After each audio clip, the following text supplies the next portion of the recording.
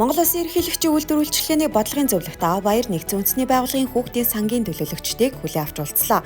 Уулзалтаар Монгол Улсад яожуулсан давсны хэрэглээг нэмэгдүүлэх, импортын болон дотоодод үйлдвэрлэж байгаа давсыг яожуулах асуудлыг хүнд ярилцсан юм а.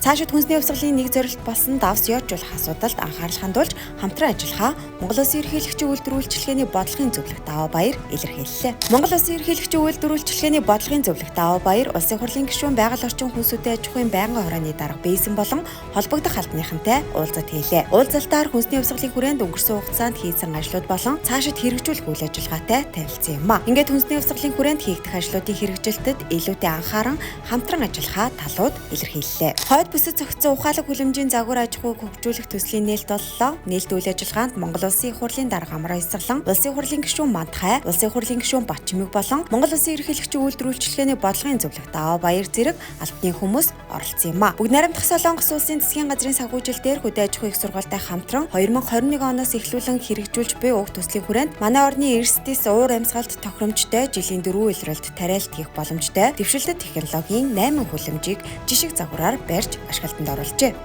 Хүнсний хувьсгалын хүрээнд өнгөрсөн 7 хоногт болсон онцлог үйл явдлыг томилон үргэлээ.